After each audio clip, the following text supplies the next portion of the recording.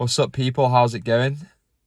So today I'm going to talk to you about money management, and I'm going to talk you through some strategies of what I do to help optimize my money management. So I'm going to basically get richer in the long run.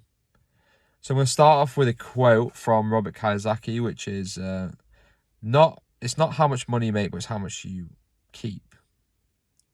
So what most people rely on is a monthly salary, and they spend it kind of willy-nilly, not really, keeping track of where the expenses are going.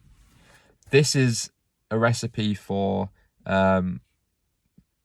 basically not holding on to any money that you get at the end of the month. You've spent it all. Ideally, you kind of want to get to a stage where you're not really reliant on an income from a job, but you've got money that's working for you through your assets column, which I'll talk to you about later on in the video, and I'll show you what I'm personally doing. But you want to get an assets column that's giving you an income passively without you even doing anything. So let's say you've got a book out, an example that you don't really have to do anything. It's just self-marketing and it's an income stream. Let's say you're renting out a property. You could have dividends of a stock. You could have a music out. There's loads of ways that you can get. You can get creative with it as well. It's just things that you can invest in or passive ways of income that you don't really have to work much for. Ideally, so what you've got to do is you've got assets and liabilities, which I'll talk to you about later in the video. You want to get your asset column bigger than your liabilities column. So your assets are just your investments, your stocks, your like a book, music, a house that you're renting out, not a house that you've still got a mortgage for, because it's a liability. And a liability is technically like your monthly payments, direct debits, things that you pay for, finances, etc., etc. So how do you create a larger asset column than liabilities column? So it goes out all down to money management and how much you're keeping and not how much you're spending.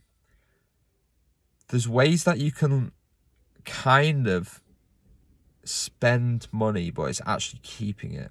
So what I mean by that is if you're spending money to buy a cryptocurrency, for example, or you're not really spending the money, but you're getting rid of it. But it's just transforming into like an asset. So I like get like a cathartic thing where I spend the money, but I'm not actually spending it. I still own like the crypto.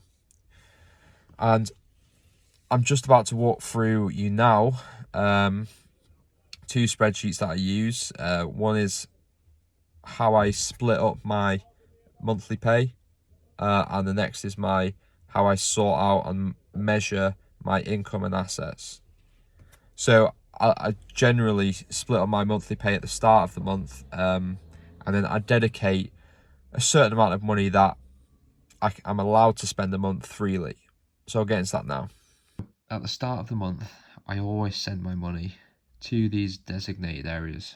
So this is how I divide the money up. So first of all, there's the mortgage deposit, which is kept in my HSBC account.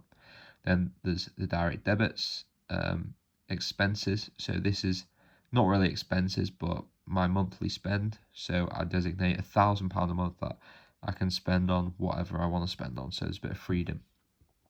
This also takes into account like food, nights out, etc. So I recommend spending 20% of your allowance into these three. So this is what I do anyway. You don't have to do that. You can do whatever you want. But I recommend doing it at the start of the month, not the end. So stocks and shares, crypto assets, index fund, ETF, or instead of crypto like gold or something else, just something like a stock or an asset like gold or crypto.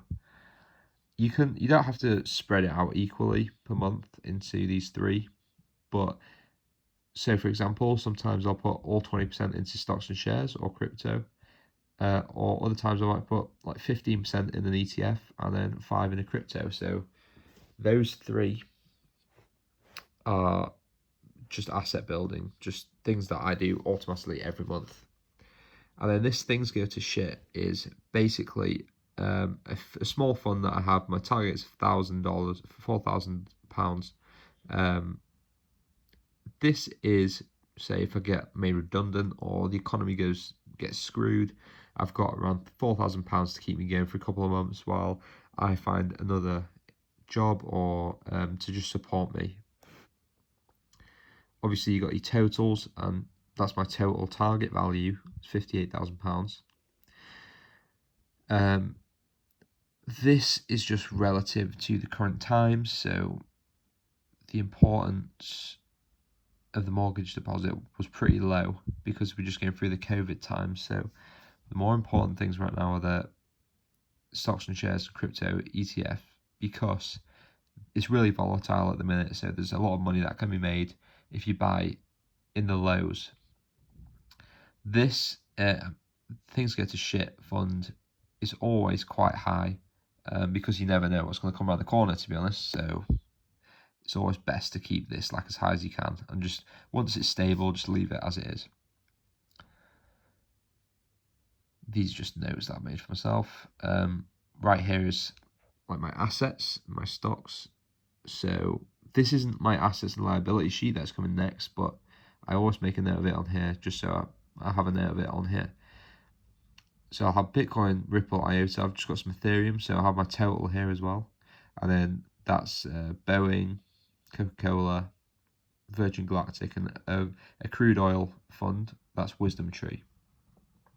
That's my assets. And I'll also make a note, so if last month I shorted space at 18.30 and bought back at 16, so I bought back the same amount of shares, well, 13 more shares, and also had 600 left over that I moved into Bitcoin. So next I'm going to go into my assets, liabilities, income and expenses sheet. Okay, so this is how I set out the balance sheet and the income and expenses sheet. So at the top left, we've got the income. So currently this would be filled out by like your job, by if you've got a YouTube channel that's monetizing, if you've got music that you're selling, all these different streams of income. If you've got like a book, if you've got dividends, etc., etc., and then you have your total here. That's your amount of income per month, and then all your expenses per month. So for my outgoings, which is like just my monthly spend.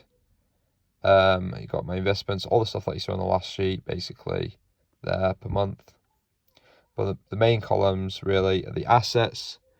So this is my asset column and this is my liability column. Currently, my liability is bigger, but there's more things there. But the total isn't it? Actually, the total is way bigger than this, but only because of these top two. These ones at the bottom aren't really that much per month or per year, but these top kind of three are, so that's what makes up the majority. That one makes up like 70% of it, that one makes up like 20, and the rest are just, the rest of the 10%. Ideally, what you want to do is get this down to minimal and this down, this like huge. They're all my assets. That's my job, the stock, assets like in cryptos, and then savings. And then you've got all my liabilities. So I've got a student loan, that is humongous, about 59k. That's massive as well, nowhere near the 59k. Phone, so roughly like 60 quid a month. Krav Maga, Scramble, that's Jiu-Jitsu. Creative Cloud for, graphic design, YouTube. These are my subscriptions. I've got, and then petrol as well at the bottom, which is, I always forget about that one, but that's roughly 100 quid a month for me. That it's quite important to count this into your expenses when you're trying to work out stuff per month. And then you got your total down here, and then your total there, and my total was negative, so you want to get this into the green, so then your net worth is more, and then you can just start building these up with little liabilities. Okay, so finally going back to dividing up your money per month. When you get paid, you should dedicate straight away a certain amount of money to different causes. So before I go into it, this just helps you from overspending and things, not realize you spent it and not having enough left at the end of the month to invest or etc. etc. If you dedicate amount that you can spend per month freely, this is fine. I give myself £1,000 a month that I can spend on whatever I want. This includes food. But it kind of forces me to not overspend on things that I don't need, because I divide it up and move my money at the start of the month so I don't actually have it to spend. So what I do is I recommend 20% per month. Well, this is what I do. 20% of my monthly pay at the start of the month, I move into stocks or shares, and I build up my or crypto, and I build up my assets and my stocks this way per month. I also have another account that I move straight away £100 into, which is my Reliance fund. So this is if I get made redundant and I need to survive for a few months without any pay. I've got this Reliance fund that I can live off. I've got another account, a savings account, that mortgage builder, £500 a month into that goes in. And then the most important one to build up a credit score is have an account purely for direct debits.